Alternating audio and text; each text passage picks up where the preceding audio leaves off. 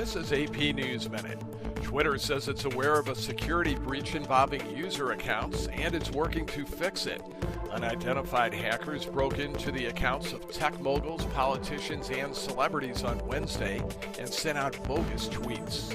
California, Arizona, Texas, and Florida reported about 36,000 new coronavirus cases on Wednesday.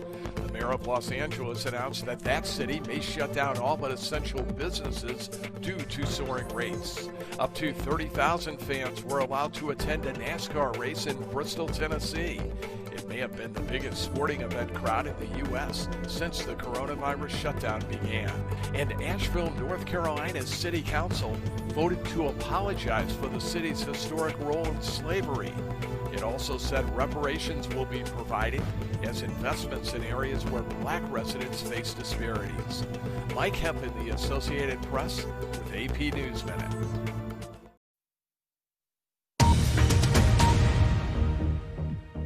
This is BBC World News. I'm David Eads, and these are the headlines. Some of Twitter's top users have had their accounts hacked.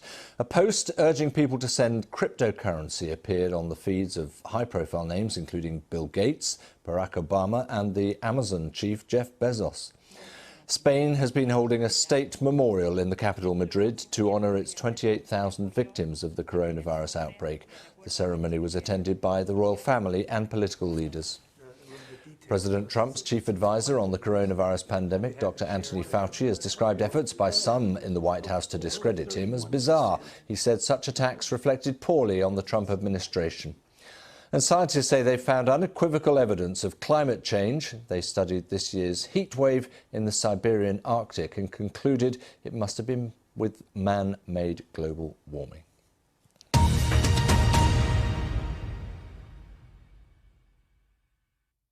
The coronavirus crisis rages on, and so does the war of words over a top pandemic scientist. The verbal volleys kept coming today as the United States neared 3.5 million infections and topped 137,000 deaths. White House correspondent Yamiche Alcindor begins our coverage.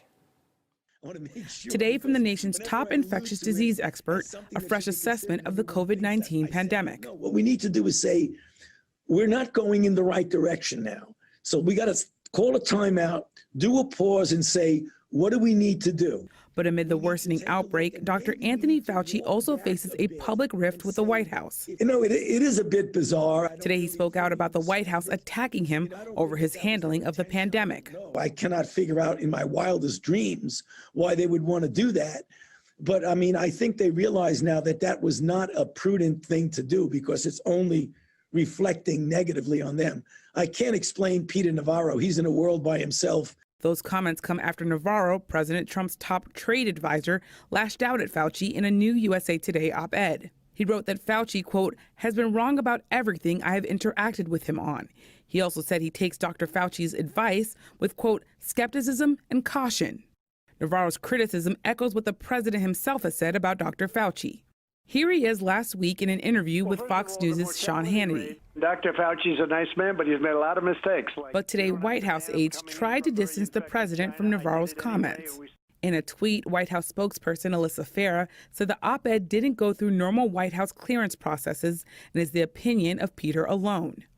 The president also responded. Well, that's Peter Navarro, but I have a very good relationship with Dr. Fauci. There's never been a time when two candidates were so different. All this as President Trump is behind in many polls and faces fierce criticism over his own response to the COVID-19 pandemic.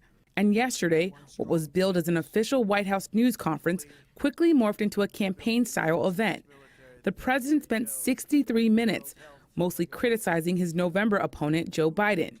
He mentioned Biden by name some 30 times. He hit at the former vice president on a range of issues, from China. Joe Biden and President Obama freely allowed China to pillage our factories, plunder our communities. To jobs. America lost nearly 10,000 factories while Joe Biden was vice president. Think of that, 10,000 factories.